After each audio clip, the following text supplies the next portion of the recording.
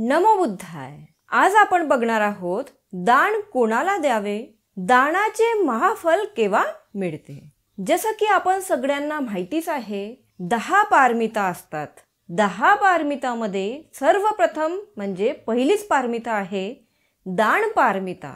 तर दान पारमिता आधी आपल्याला पूर्ण करावी लागते, त्याच्यानंतरच आपण बाकीचे जे 9 पारमिता आहेत त्या पूर्ण करू शकतो. म्हणून भगवान बुद्ध म्हणतात तिन्न दोषाणी खेतांनी रोग दोषा अय्यं पज्जा तस्माहि वीतरागेसु दिन्नंग होती महफलं. ही धम्मपदमध्ये गाथा उल्लेखित आहे. ह्या गाथेचा अर्थ अशा प्रकारे आहे, शेताच्या दोष आहेत त्यातील ताण म्हणजेच गवत. जर शेतामध्ये गवत असलं तर फसल बरोबर उगवते का? नाही, तर ते गवत आधी आपल्याला उपटून बाहेर फेकावं लागतं. तशाच प्रमाणे मनुष्य जनता जी असते त्याचा दोष आहे राग. राग म्हणजे काय? वासना, काम वासना आणि तृष्णा. तृष्णा म्हणजे आसक्ती. म्हणून जे लोक वीतरागी आहेत म्हणजे जे काम वासनेपासून अलिप्त आहेत अशा लोकांना दान दिले तरच ते महाफलदायी ठरते. असे लोक जे सगळ्या वासनांपासून लांब गेलेले आहेत, सगळ्या वासनांना त्यांनी हरवलेलं आहे, जे राग द्वेष वासना, काम वासना, तृष्ण, लोभ मोह ह्या सगळ्यांना हरवलेलं आहे, असे लोकांनाच आपण जर दान दिलं तर ते दान आपल्यासाठी महाफलदायी ठरते. धम्माचा सार आहे दान आणि दानात धम्मदान सर्वश्रेष्ठ आहे. सब्बदानं धम्मदानं जिनाती असं बुद्ध म्हणतात. म्हणजे सगळ्या दानांपेक्षा श्रेष्ठ दान आहे धम्मदान.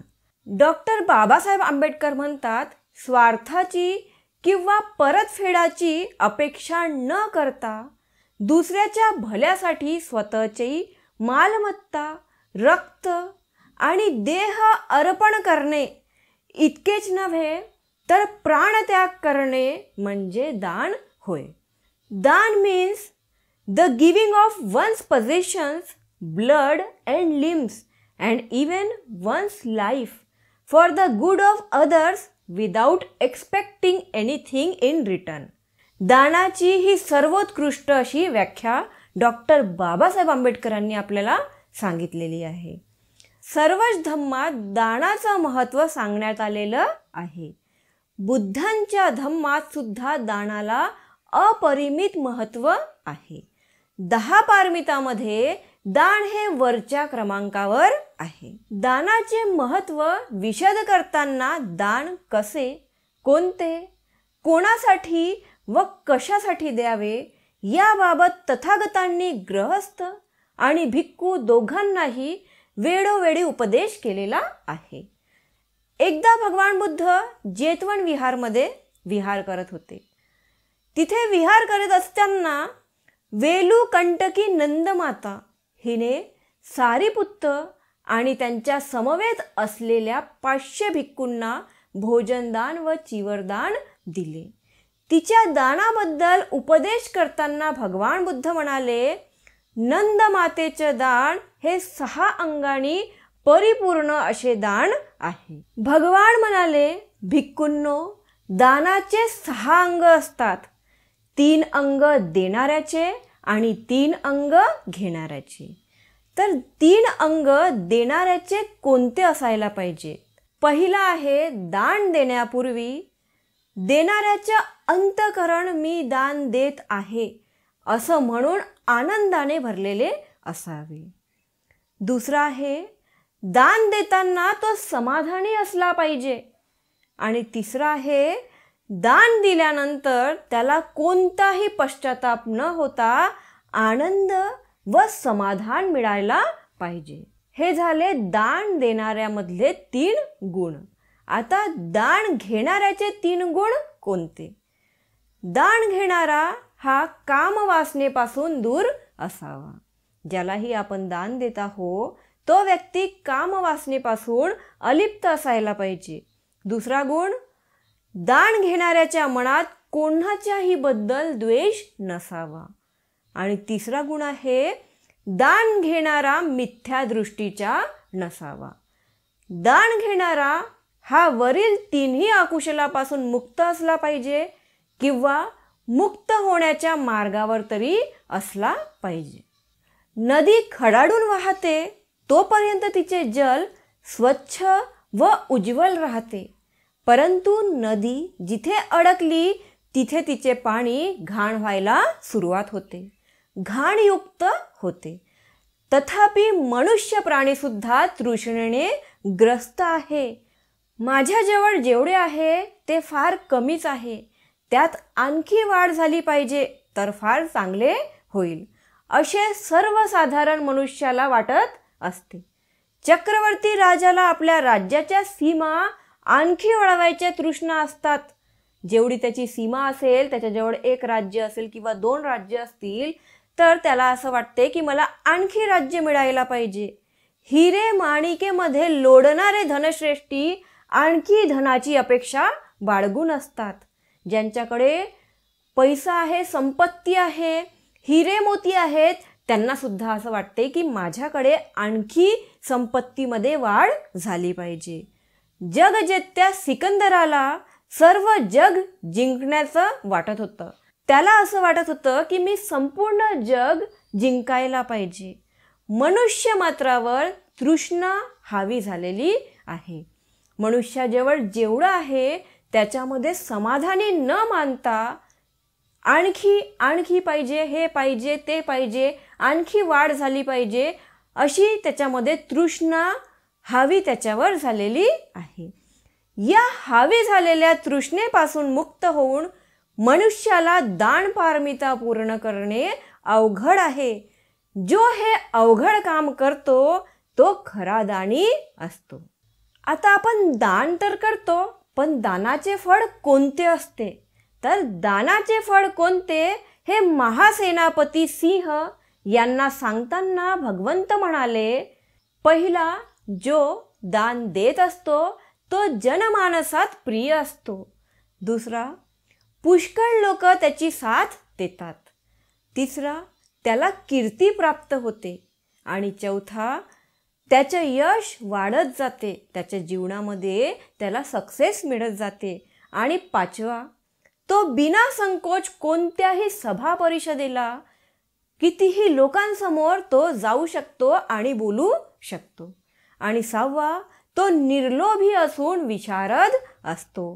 दान देणाऱ्याला अशा प्रकारे हे 6 फळ प्राप्त होतात. म्हणूनच शहाणी माणूस लालच आणि परतफेडीची हाव व स्वार्थ न धरता दान देत असतात. जेही शहाणे माणूस, अप्रमादी माणूस असतो, जागरूक माणूस असतो, विवेकशील माणूस असतो, तो कुठल्याही प्रकारच्या लालच किंवा परतफेडीची किंवा कुठल्याही प्रकारच्या स्वार्थाची भावना न धरता दान देत असतो. दानाचा कोणताही मोबदला त्यांना नको असतो. म्हणूनच दान देणारा, कुशल कर्म करणारा स्वयंप्रकाशित होऊन विहार करत असतो. स्वतःला प्रकाशित करतो आणि तो विहार करतो, म्हणजे राहतो त्याप्रमाणे, आणि दुसऱ्यांना पण प्रकाशित करण्याचा प्रयत्न करतो. 5 इंद्रियांनी सुख उपभोगत असतो आणि आनंदी राहून प्रीतियुक्त होतो. तथागतांच्या उपदेशानुसार आचरण करून बुद्धांचा जो श्रावक आहे तो सुखी होतो. दान देताना एक गोष्ट नेहमी लक्षात ठेवायची आहे, आपण दिलेले दान हे अहेतू असावे. दान जर हेतुपूर्वक केलेले असेल तर त्याला दान म्हणता येणार नाही. दानापासून मला काही परतावा मिळावा हा हेतू जर असेल तर ते दान या संज्ञेत बसत नाही. नाहीतर आपण म्हणतो की मी हा दान करत आहे, ह्या दानाच्या बलाने मला जेही काही आहे, मला नोकरी मिळो, मला संपत्ती प्राप्त हो, तर परतफेडीची भावना असायला नको, तरच त्या दानाचा महाफळ आपल्याला मिळते. एकदा भगवान बुद्ध तावंतीस भवन येथील पांडुकमल सिंहासनावर बसले असताना तिथे उपस्थित देवलोकात चर्चा चालू झाली होती की इंदक नावाच्या भिक्खूने मागून आणलेल्या भिक्षेच्या अन्नातून एक कटोरी जेवण श्रेष्ठ भिक्षू होते अनिरुद्ध, त्या अनिरुद्ध भिक्खूंना इंदक नावाच्या भिक्खूंनी जो भोजन मागून आणलं होतं, म्हणजे भिक्षा मागून आणली होती, त्या भिक्षामधून त्यांनी एक कटोरी भोजन त्यांच्यासाठी काढून ठेवलं आणि त्यांनी दान दिलं. अनिरुद्ध वयाने ज्येष्ठ होते आणि आजारी सुद्धा होते. आजारपणामुळे त्यांच्यात चालण्याचे त्राण नव्हते, ते चालू शकत नव्हते, ते चारिकेसला सुद्धा जाऊ शकत नव्हते. अशा वेळी इंदकाने स्थविर अनिरुद्ध यांना आपण आणलेल्या अल्प भोजनातून थोडं भोजन दिलं. त्या वाटीभर अन्नदानाचं इंदकला महाफल मिळालं. तर अशा प्रकारे इंदक भिक्खूंनी जो भिक्षा मागून आणली होती, जो अन्न मागून आणलेलं होतं, त्या अन्नामधून थोडंसंच अन्न होतं, त्याच्यामधून सुद्धा त्यांनी एक वाटी अन्न, जे ज्येष्ठ भिक्षू होते, अनिरुद्ध आजारी होते, वयोवृद्ध होते, त्यांनी दान दिलं आणि ते त्यांच्यासाठी महाफलदायी ठरलं. अंकुर नावाचा एक नगरश्रेष्ठी मोठा दानी होता. अंकुर खूप धनवान होता. चोहो बाजूला त्याच्या दानाची सगळीकडे कीर्ती पसरलेली होती. असा अन्नदाता कधी झाला नव्हता व कधी होणार नाही असं लोक म्हणायचे. 12,000 योजन लांब त्याच्या जेवण तयार करणाऱ्याच्या 12,000 योजन लांब त्याच्या जेवण तयार करणाऱ्या चुलीच्या रांगा लागलेल्याच असायच्या. 1 योजन म्हणजे 12 किलोमीटर आणि 12 योजन म्हणजे किती, तर 144 किलोमीटर. तर एवढ्या लांब दुरीपर्यंत जेवण बनवायला जे चुली आपण तयार करतो, त्या चुलांच्या रांगा लागलेल्या असायच्या. दररोज हजारो लोक अन्नदान घ्यायचे. त्याच्या अन्नदानाची महिमा 4ही खंडामध्ये पसरलेली होती. तरीही त्याला मिळणारं पुण्यफळ हे इंदक याच्या वाटीभर भातापेक्षा कमीच ठरलं. इंदक भिक्खूंनी फक्त वाटीभर अन्न, आपल्या आणलेल्या भिक्षामधून वाटीभर अन्न कुणाला दिलं होतं, ज्येष्ठ भिक्षू अनिरुद्ध यांना दिलं होतं.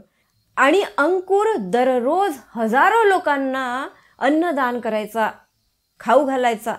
तरी सुद्धा अंकुरपेक्षा जास्त महाफलदायी दान कुणाचं ठरलं, इंदकने 1 वाटी जे भोजन भंते अनिरुद्धला, स्थविर अनिरुद्ध यांना दान दिलं, ते महाफलदायी ठरलं. बुद्ध म्हणाले, भिक्खूंनो, इंदक आणि अंकुर यांची तुलना होऊ शकत नाही. इंदकाचं दान हे खचितच अंकुराच्या दानापेक्षा कमी असेल, पण ते निश्चितच महाफल देणारं आहे. भिक्खू म्हणालेत, भगवंत, हे कसं काय गणित आहे, याच्या मागे काय तर्कशास्त्र आहे. भगवंत म्हणाले, दान विचारपूर्वक दिलं पाहिजे. जसा हुशार शेतकरी शेताची उत्तम मशागत करतो व त्यात उत्तम दर्जाचे बियाणे पेरतो, त्याच्यामुळे त्याला भरघोस पीक मिळतं. जर जमीन उपजाऊ नसेल आणि खडखाड जमिनीवर कितीही त्यांनी उत्तम दर्जाचं बियाणं टाकलेत, तरी ते पीक येणार नाही. अंकुराने दान केले, पण विचारपूर्वक दान केले नाही, त्यामुळे त्याचे दान हे महाफल ठरणार नाही. दान करणे केवळ महत्त्वाचे नाही, तर ज्याला आपण दान देतो तो व्यक्तीसुद्धा महत्त्वपूर्ण असली पाहिजे. अंकुरकडे गडगंज संपत्ती होती, त्याच्यामुळेच तो 12 योजन लांबपर्यंत त्याच्या जेवण बनवण्याच्या चुला लागलेल्या होत्या आणि तो दररोज हजारो लोकांना भोजन द्यायचा. एवढी गडगंड संपत्ती त्याच्याकडे होती, त्यामुळे दान देण्यास त्याला काहीच अडचण नव्हती. तो सहज दान करू शकत होता. त्यात फार बलिदान नव्हतं. त्याच्याकडे संपत्ती होती, सहज दान करू शकत होतं. त्याला काही बलिदान करावं लागलं का? नाही. कुठल्याही प्रकारचं त्याग करावं लागलं का? नाही. परंतु भिक्खू इंदक जे होते त्यांचं असं नव्हतं. इंदकाचं दान हे त्याने मागून आणलेली भिक्षा होती. आणि इंदक एक सामान्य भिक्खू होता, स्थविर नव्हता किंवा अर्हत नव्हता किंवा नावाजलेला सुद्धा नव्हता. साधा भिक्खू होता आणि अज्ञात होता. मोग्गलान, आनंद, सारिपुत्त, अनिरुद्ध यांच्यासारखा नव्हता. इंदकला भिक्षेसाठी फिरावं लागत असे. कदाचित 1-2 दिवस त्याला भिक्षा सुद्धा मिळाली नसेल. 2 दिवस तो उपाशी सुद्धा असू शकते. आणि आज मिळालेल्या भिक्षेच्या अन्नातून त्याचं स्वतःचं पोट सुद्धा भरत नसेल. अशी अवघड परिस्थिती असूनही त्याने आपल्या जेवणातील काही अन्न म्हणजे 1 वाटी अन्न स्थविर अनिरुद्ध यांना दिलं. हा खूप मोठा त्याग होता. त्याने योग्य माणसाला अर्हताला दान दिले होते. म्हणून अंकुर जो होता महाश्रेष्ठी, त्याच्यापेक्षा इंदक भिक्खूचं 1 वाटीचं जे दान होतं ते महाफलदायी दान ठरलं. दान योग्य ठिकाणी दिलं पाहिजे. एखाद्या विहाराला किंवा कोणत्याही समाजकार्याला जेव्हा एखादा आर्थिकदृष्ट्या गरीब माणूस, त्याच्या हातावर पोट असतो, असा माणूस आपल्या कुवतीनुसार छोटंसं का नसे, परंतु कोणत्याही स्वार्थाची अपेक्षा न करता अतिशय प्रसन्न चित्ताने वर्गणी देतो, दान देतो, तेव्हा ते महादानच ठरतं.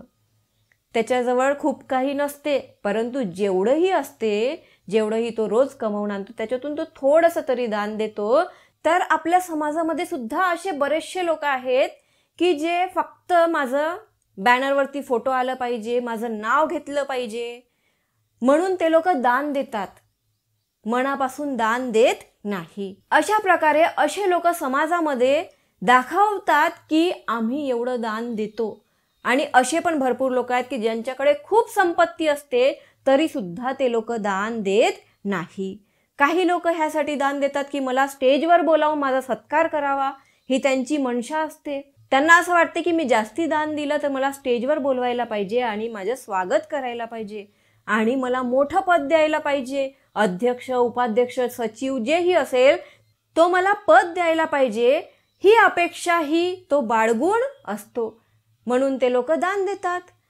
तर काही लोक जे गरीब असतात, हातावर कमवून आणतात आणि खातात, त्या लोकांना अशी अजिबातही अपेक्षा नसते की मला मोठं पद मिळायला पाहिजे किंवा मला स्टेजवर बोलवून माझे सत्कार करायला पाहिजे, माझं नाव आलं पाहिजे, माझं बॅनरवर नाव आलं पाहिजे, फोटो आला पाहिजे, असं त्याची अजिबातही इच्छा नसते. मला कोणी दानी म्हणावं असंही त्याला वाटत नाही. म्हणूनच त्याचे दान हे निश्चितच महादान ठरते.